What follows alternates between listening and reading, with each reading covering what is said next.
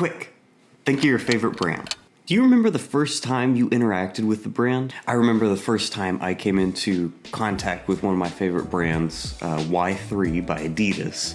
Several years back, I was out in the street and I saw somebody wearing a Letterman jacket similar to this with Y3 on it. And I just thought it was the coolest looking jacket I'd ever seen. So I immediately went on Instagram, looked it up, found the reviews, did some research on the designer, and learned a little bit more about the brand. Fast forward to today, not only have I purchased multiple pieces from Y3, I am somewhat of an advocate of their brand. So what happened? Well, this was an example of what marketing calls touch points, and that's what we're going to be talking about today. Hi, I'm Micah. I started a marketing company, and this is your design brief.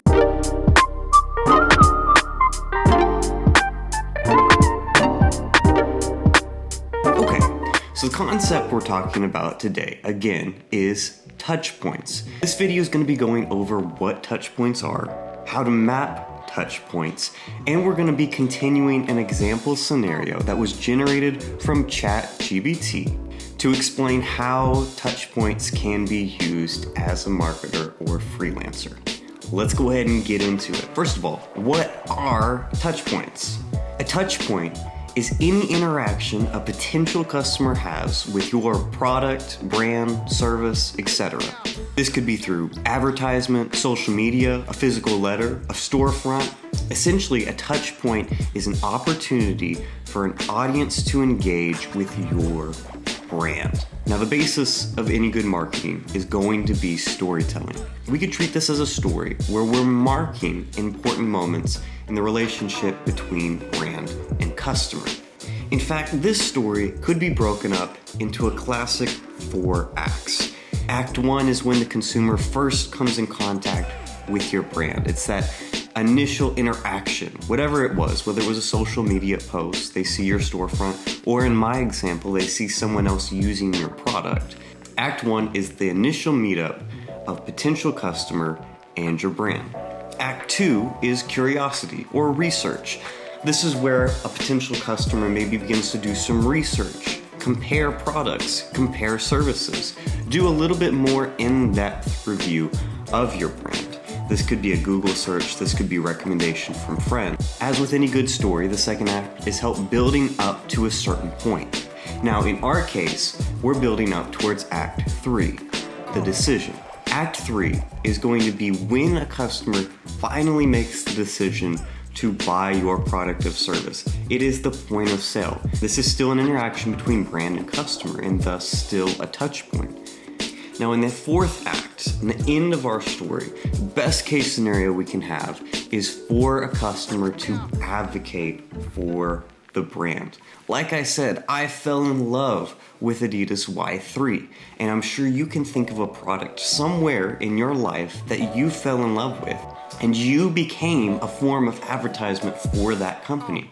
You are advocating for the product or service that you receive to friends, to families, on social media. And why is that? Well, it's, again, a buildup of the story that you had. It's not just about the product, it's about your overall experience. So, why is this important? Because, as I've said before, we believe in doing marketing with a specific goal. You want to have every potential encounter calculated.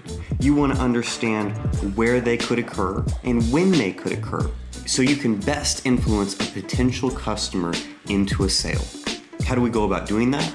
Well, to start out with, you again want to identify what all the potential touch points are for your company.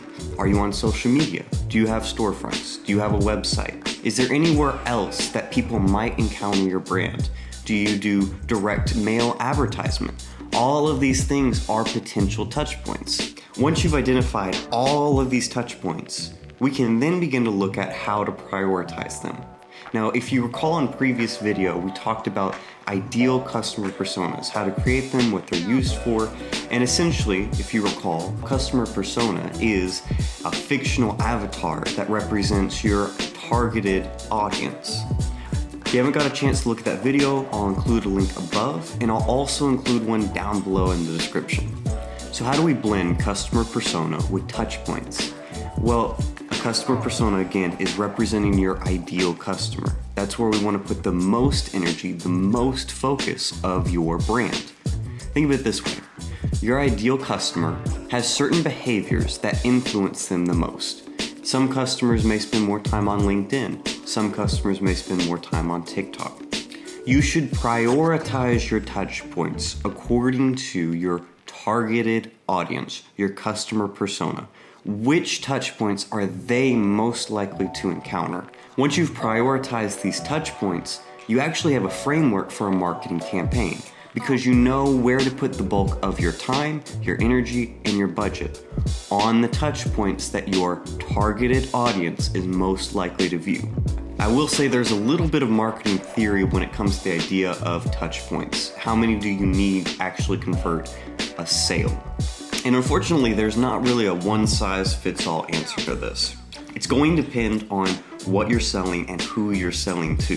For instance, luxury brands may need way more touch points with the customer than an everyday item or product would. Generally speaking, though, it's been accepted that most companies need between 7 to 13 touch points in order to turn a potential client to an actual sale. Now, as promised, I'm going to provide an example that we built upon in the previous video on customer persona. In that previous video, we used the example where we were a company called Glow Skincare, and we were trying to market our skincare products to an ideal targeted audience. In that video, we created a customer persona for a woman named Sarah in her 30s. I'm going to go ahead and throw up some of her information here. To make sure we had a rounded customer persona, we not only included basic information, but we also identified challenges and goals. We identified motivations and values, and we identified behaviors. Okay, now taking a look at this information, touch points for Sarah may go a little something like this. As we established in the previous video, Sarah is on social media quite often to keep up with the latest trends at her job as a marketing manager. The first touch point that Sarah encountered is a social media ad that advertised a kit for a full skincare routine. Now, after this initial encounter, a second touch point occurs when she visited our website for Glow Skincare. While she was visiting the website, she agreed to sign up for Glow Skincare's newsletter, which led her to a third touch point, receiving emails from Glow Skincare. Now, from these first three alone, we're already seeing the transition from just being aware of the brand to actually doing research on the brand. A fourth touch point may be that she was at a work event and received a recommendation from a close coworker. Later that day, she sees a commercial for Glow Skincare on the TV screen. This prompts Sarah to again go to Glow Skincare's website and review some of the products. While she's on the website, she sees some of the reviews left by other customers and decides she is going to purchase the products and purchase them on the website. Now, the touch points don't stop there. Consider this. After purchasing the product, she receives a follow-up email thanking her for the support of the business. When her products do arrive, they arrive with a card asking if she would leave a review and once again thanking her for using the products. Now, why would these touch points matter? Because of what I said at the beginning of this video, it's not just about selling the product, it's about the experience. This is how we get Sarah from going to be a one-time sale to actually being someone that advocates for our brand. Suddenly she's using our product, she loves the product, she reviews the product, and she can advocate the product to other people. So to recap, we defined what touch points are, we went over how to map touch points. Finally, we gave an example of how these touch points may affect a customer's decision to purchase our brand. If you like this video, please give it a thumbs up or go ahead and subscribe. I'm gonna make sure that we have more good quality content coming your way in the future. Thanks again, guys.